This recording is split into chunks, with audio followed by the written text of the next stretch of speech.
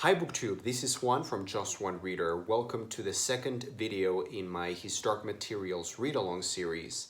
Today we will be discussing the second book in the series, which is The Subtle Knife. But before we get into this particular volume, we have to discuss the ending of the first book in the series, which was Northern Lights. So let's rewind. The ending of Northern Lights Book 1 was very surprising, and I remember the first time that I read that book when I was very, very, very young. It must have been over 15 years ago. I remember being really shocked and traumatized by the ending of that book because basically you are led to believe that Lyra and Roger are taking the alethiometer, something very, very valuable to Lord Asriel, who is isolated, recluded in Svalbard. And once they get there, there's a twist, and we, together with Lyra, we discover that it's actually Roger who is the valuable item that Lord Asriel needed. So he kills Roger, apparently, and uses the energy from the bond between Roger and his demon, and uses that energy, which is like a nuclear sort of energy of dust, if you will, or some kind of energy, and uses that to open, to cause disruption in space and time, I guess, and opens a gateway into another world, which was the world that he could see a reflection of, or a sort of image of through the Northern Lights. So the ending of the book is very, it's a great cliffhanger because we end on Lyra climbing the bridge of the stars, to the bridge to the stars, and walking into this world. So now we come to this book, The Subtle Knife, because I think automatically what any reader would expect from this book would be to begin with Lyra in that same place where we left her off. And what this book does, and what Philip Pullman does in this, in the opening of this book, is really, really brave and bold and different, and it catches you off guard, because he starts with a regular contemporary world, our world that we live in, Oxford University. I mean, not Oxford University, but we see Oxford, we see civilization, we see glimpses of our own reality. And we open up not with Lyra, but with Will, who is another character. And the same thing that Philip Pullman had done in book 1 at the beginning, which was throwing the reader into a situation that was completely unknown and asking the reader to understand what's going on, he does the same thing again, but now with Will in our own world. So it's up to us, the reader, to start piecing the puzzle together and make sense of what is going on. So I think that in itself, that way of beginning this book after such a great cliffhanger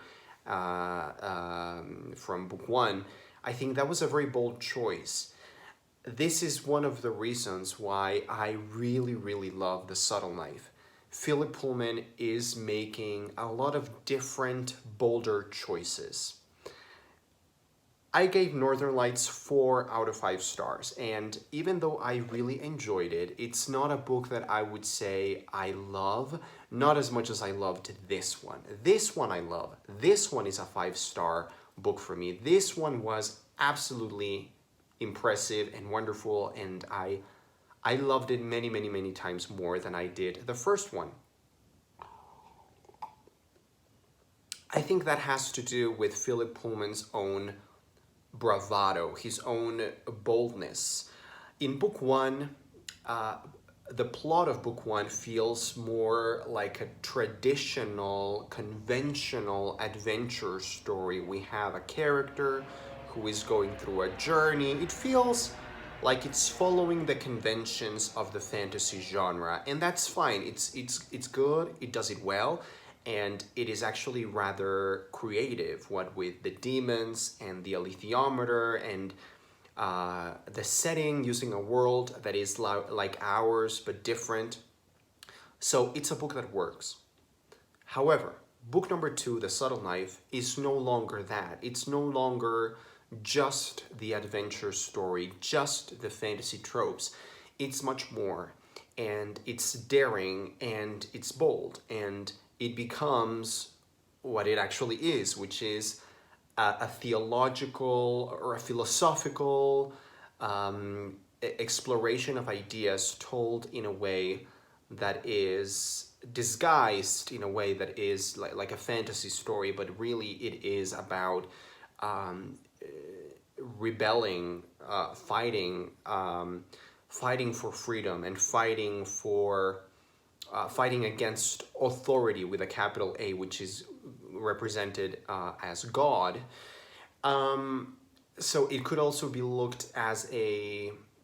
it could also be interpreted as an atheistic manifesto, which it is, of course, but I think it's more than that. I don't think it's just about killing God and overthrowing the church.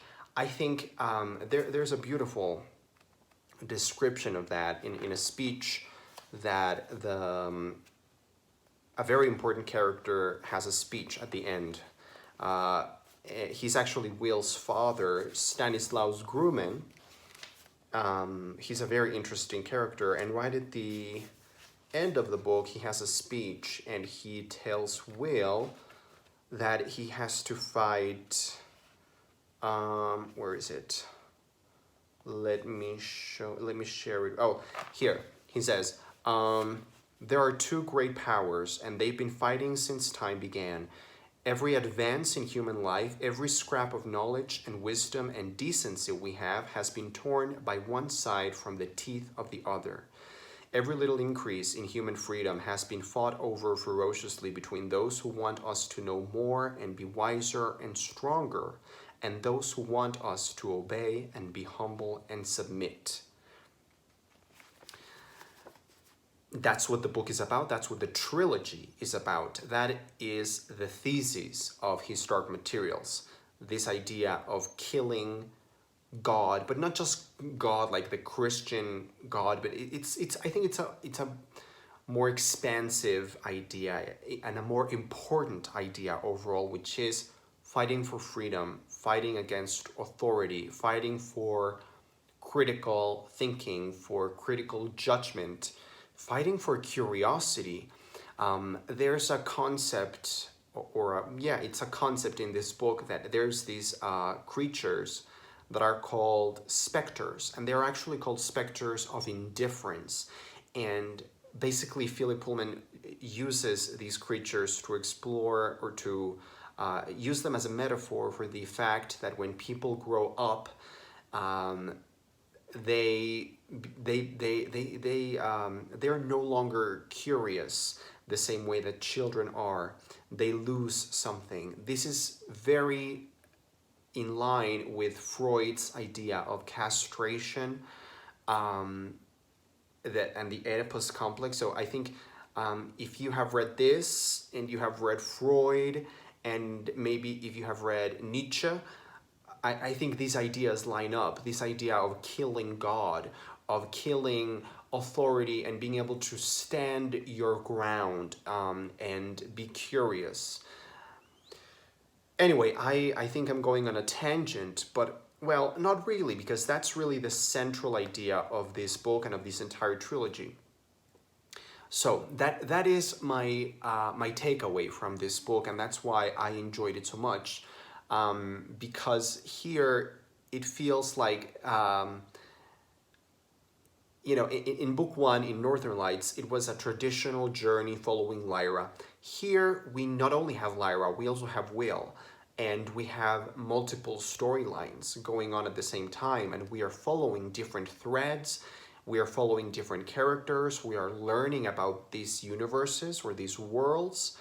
And it's like Philip Pullman is now finally doing what he came here to do in the first place. that he wasn't allowed to do, or that he just couldn't do in book one, but now he can.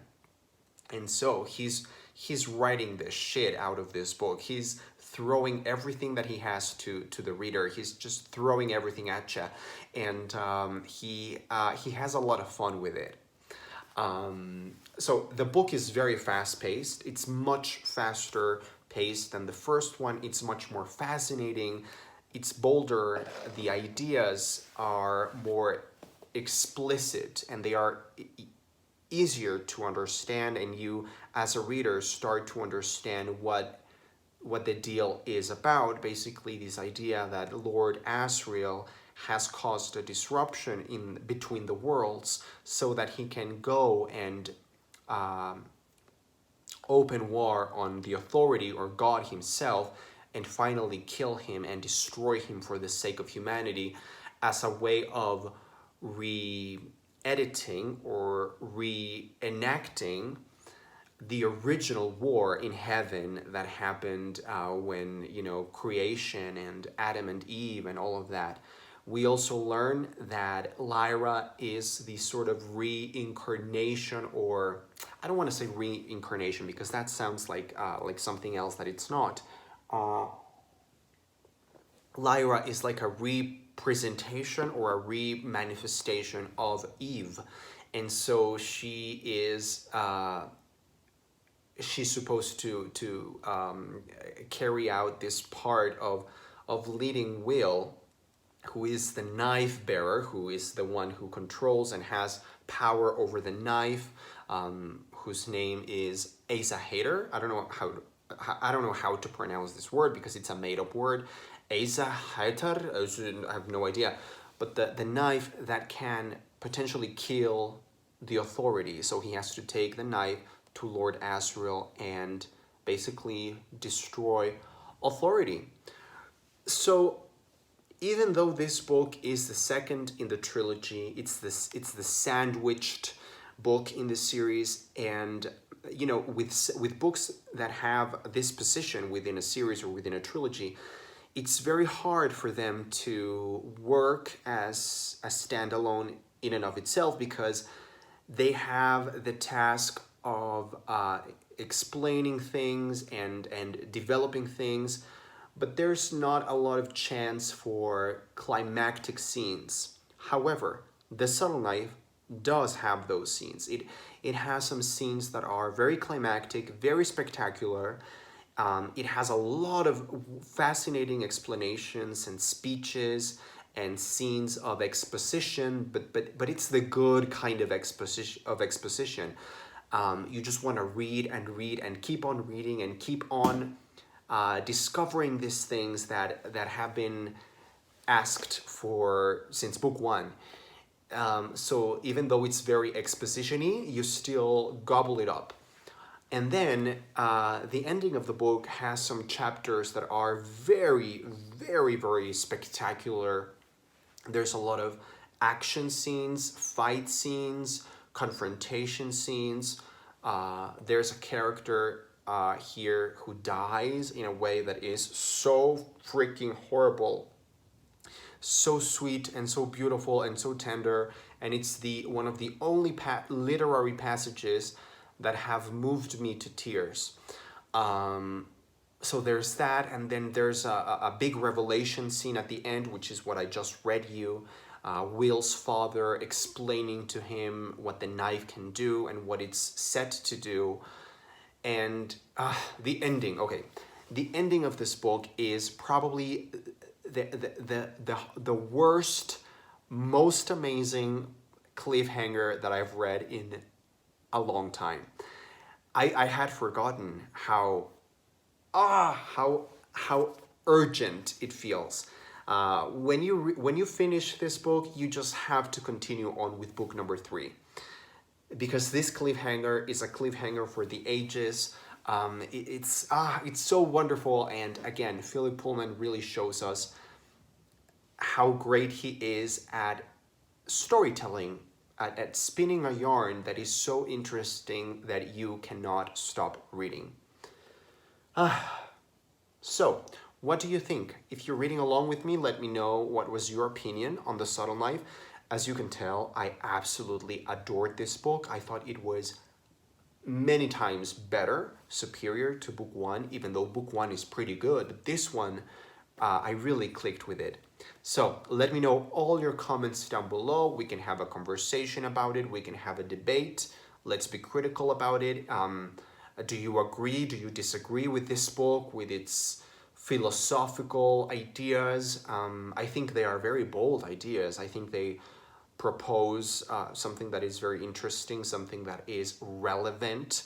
And even if you fall on agreeing with the book or disagreeing with Philip Pullman, it doesn't matter. What matters is to have the conversation in the first place. Thanks for watching, and I will see you back here for my review of The Amber Spyglass.